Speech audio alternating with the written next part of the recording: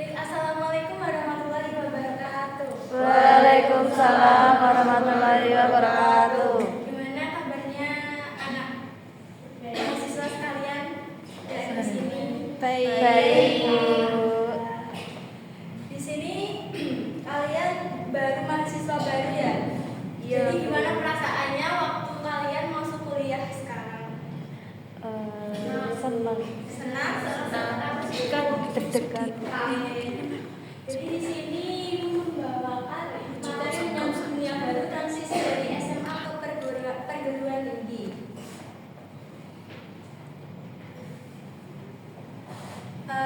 Di sini ada apa itu transisi? Ada yang tahu sebelumnya apa itu transisi? Baik. Apa? Perpindahan. Baik. Ada yang tahu lagi? Coba bayang balik pojok sana. Perubahan. Oke, baik. Perpindahan. Udah. Maaf. Jadi transisi adalah berarti peralihan dari suatu keadaan, tindakan, kondisi, tempat atau hal lain yang berbeda. Transisi juga bisa merujuk pada proses perubahan atau pengubahan sesuatu dari keadaan yang menjadi keadaan lain. Jadi contohnya ini kan teman-teman yang dulunya SMA sekarang mengalami perubahan ke yang di perkuliahan ini. Sehingga pasti ada perbedaan dari kondisi tempatnya, terus kulturnya, budayanya, bahasanya, apalagi dengan bertemu teman-teman yang beda daerah, betul? Betul. Selanjutnya, transisi dari SMA ke kuliah. Pasti dengan adanya transisi ini kalian merasa apa ya namanya kultur shock gak? Ya, Sempat ya. betul. Nah, ada yang tahu nggak apa itu kultur shock? Kaget, Bu. Kaget. Budaya yang berbeda dari kita. Oke, betul sekali.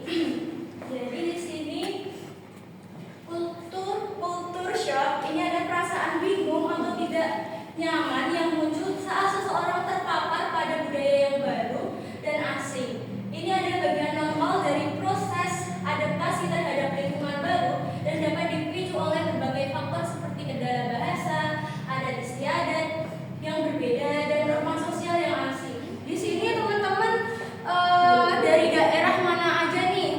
Ibu boleh tahu? Boleh. Ada yang dari Jakarta? Iya. Jepang? Iya. Oh, jauh sekali. Namanya siapa, Mbak?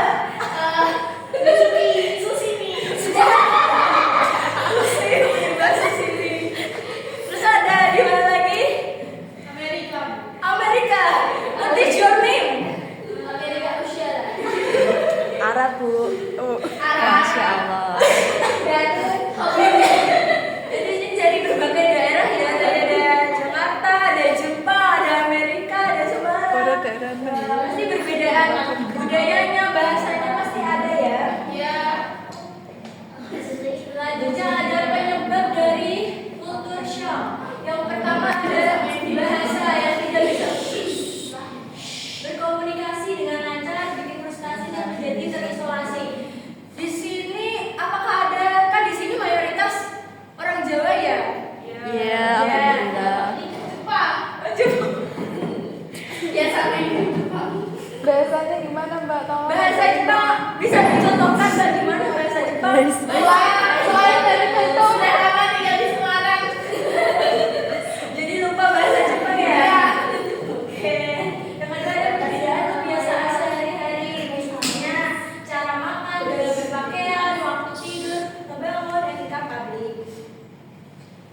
Di sini ada yang bisa menyontohkan perbedaan dari cara makan atau gaya berpakaian, waktu tidur, atau etika publik?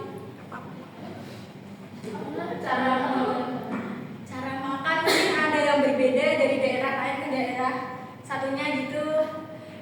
Sama sih, masa ada yang pakai kaki. Ya mungkin kan ada yang pakai muluk terus yang makan pakai muluk. Oh iya makan muluk. Nah itu kadang ada yang nggak bisa muluk gitu loh, langsung makan harus pakai sendok atau biasanya orang Jepang makannya pakai suiwit ya. Cara makannya beda.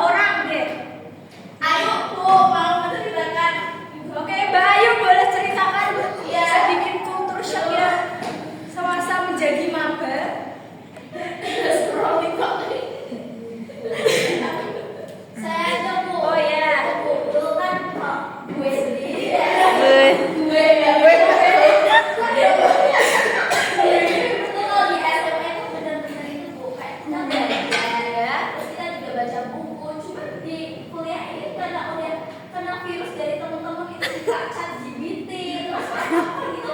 Jadi malas belajar gitu Bu. Terus kayak tugas-tugasnya itu banyak banget Bu. Jadi kayak oh my god, jadi berkut banget. Oh iya, perbedaannya yang waktu di SMA mungkin